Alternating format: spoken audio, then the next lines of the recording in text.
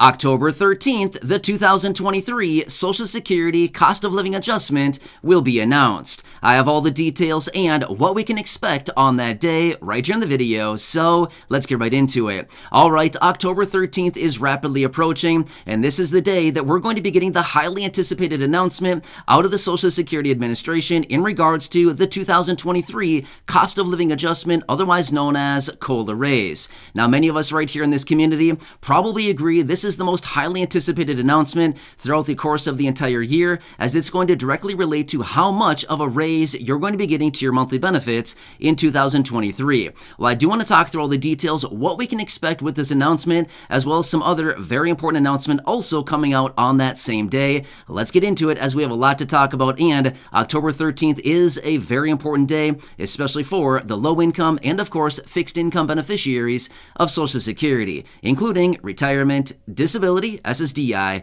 survivors, SSI, VA, and RRB. Let's get into it a little bit further. However, really fast before we do, thank you so much for joining me. If you're new here or if you haven't done so yet, please make sure to subscribe by hitting the button right down below the video. As I am your one and only daily advocate, I am here for you every single day, right by your side, watching all the new information hitting the wire, all the new announcements and other information coming out, doing all the necessary research and breaking it all down into these short videos so you can stay updated with what is actually going on and how it's going to impact you, your money, your benefits, your lifestyle, your bank account, and of course anything else coming out of the administration, the president, lawmakers, Congress, all the bills and packages, proposals and amendments, money, checks, programs, raises to benefits, stimulus, or anything else like that. Of course, I'm watching all of it very closely and bringing you the latest updates right here in these videos. So again, thanks so much for joining me. Please make sure to subscribe down below if you haven't done so yet, and let's get into it and talk about October 13th. A lot of stuff going on this day. All right, so this is a huge announcement. Seriously, the cost of living adjustment honestly is probably the most anticipated announcement out of Social Security every single year. And this year is going to be a big one because we already know that raise is going to be pushing about 8.5%, possibly even 9% range. Somewhere in the 8.5% to 9% range as of right now, according to the information that's out there right now. The preliminary numbers are pointing at about 8.7%. Now again, it could be a little bit higher, it could be a little bit lower, give or take a couple tenths of a percent, but right around that 8.7% range based on the most recent inflation data. However, now, all of these numbers and the annual cost of living adjustment is going to be predicated on the inflation report that will also be released the morning of October 13th. This is going to be the latest inflation report and the last one that we need for the three numbers that we need for the third quarter of 2022 to determine how much the raise will be starting in 2023 for monthly benefits. Now, the inflation report is represented by the CPI, or more accurately, the CPIW, which will actually be reflected in the cost of living adjustment.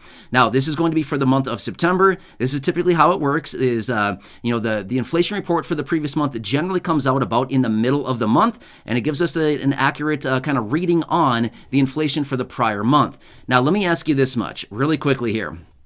Do you think that inflation went down in the month of September? It's not a trick question. Seriously, it is not a trick question, okay? I'm going to go ahead and say no.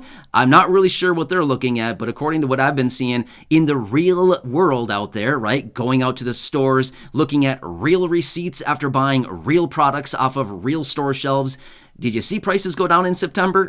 I mean, seriously, no, right? So we can already anticipate this inflation report is likely going to be probably right in line with what it's been for the last several months.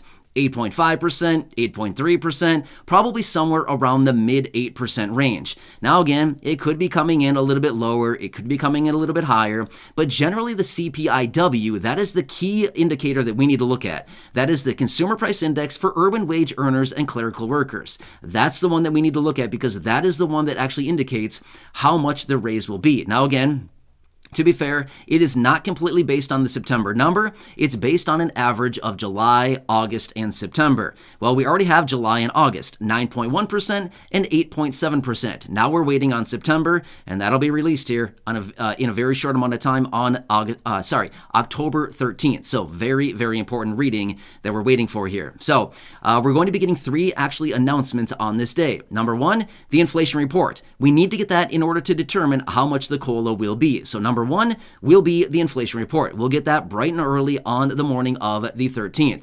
Shortly thereafter, we will be getting the announcement out of Social Security to determine how much that raise will be. And then we're also going to be getting the announcement out of HHS, the Health and Human Services Department, to determine if the public health emergency declaration will be extended or if they're going to allow it to expire. However, we already know because they've already indicated to us that they're going to let it be extended yet again. But again, we'll be getting that official announcement to determine how much will it actually be extended, right? So anyway, you can see it's a big, big day here. And again, not only is the inflation report on the 13th going to be very important for fixed income beneficiaries, it's going to be very important for everybody to watch right now because we're all dealing with this inflation.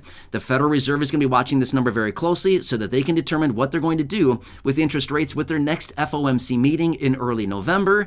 Again, all the politicians are going to be watching this. Economists are going to be watching this. Analysts, Wall Street's going to be watching this. I mean, literally, this is a very, very important reading. With inflation being this high, this is a very highly anticipated number. Now, generally, prior to all this high inflation, this number never really had that much impact because it was always kind of around, inflation was generally around like 2 to 2.5%. That was kind of generally where inflation usually sat. However, as we know of, as of about the last year and a half or so, inflation has been through the roof and all these numbers are very impactful now. So I would anticipate along with this, we're probably going to see quite a bit of volatility in the stock market. We're going to see some volatility across other markets as well. And again, this is going to predicate how much the Federal Reserve will raise interest rates again in early November with their next FOMC meeting. So again, a very important reading right now, right? And again, remember, this is all based on what they're telling us, right? So it's based on the inflation report saying, and trusting that what they're telling us is actually accurate, right? So again, the way that they determine all this inflation is they essentially look at all these different sectors across the economy, right? However, what plays a very key role in all this inflation is number one, energy, as in gas prices. Food also plays a huge role, and also shelter plays a huge role. Now, here's what's interesting over the last couple inflation reports that we've seen. Gas prices have been coming down. To be totally fair, yes, gas prices have come down. However, food continues to go up at about 1 to 1.3% month over month. Shelter continues to go up about 0.7 to 0.8%, about 7 or 0.8% every single month. That's a lot. Now, let me ask you, I've said this before in other videos. Do you spend more every single month on shelter and food, or do you spend more on gas? I think that's a no-brainer. We all spend way more on food and shelter every single month than what we do on gas. So at the end of the day, if gas goes down, say 3% or 7%, does that really matter when we're looking at food going up 1.3 and shelter going up 0.7%? Does that really matter if gas goes down 5, 6, or 7%?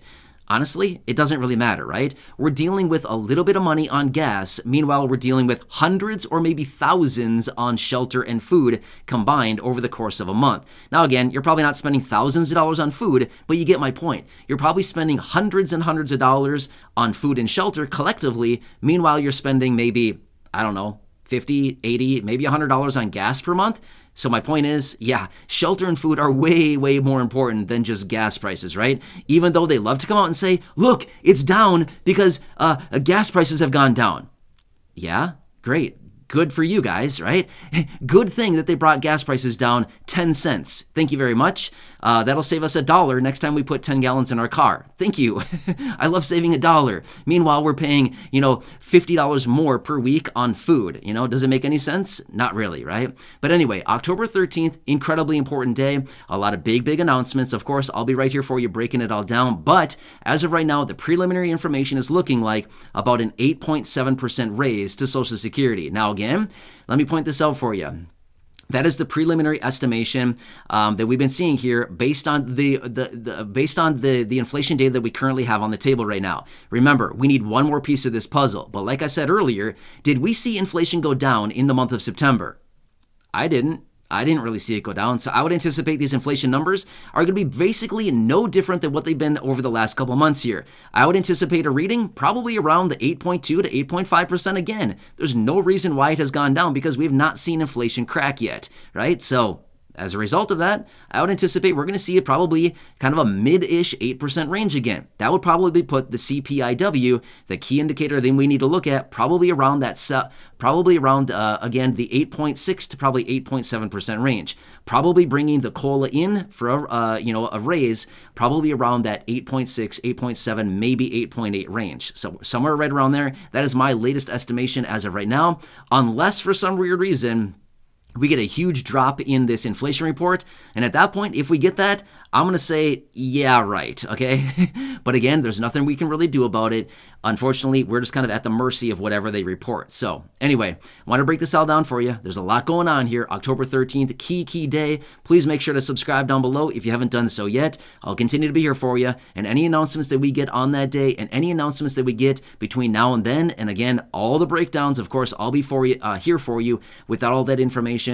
As this channel is your one-stop shop for everything you need to know in regards to money, benefits, Social Security, retirement, SSDI, survivors, SSI, VA, low income, no income, seniors, older adults, people with disabilities. Like I said, checks, monthly checks, stimulus, anything else like that. I'm watching all of it very, very closely, as well as programs for the low income. There's about 100 programs out there right now, specifically dedicated to the low income. A lot of them, and we talk about a lot of those programs here on the channel. So again, please subscribe down below if you haven't done so yet. Share the video with your friends, family, social media, and go back and check out any of the other thousands and thousands of videos here on the channel. Until next time, enjoy your day. Thanks again, and I'll catch you again later in the next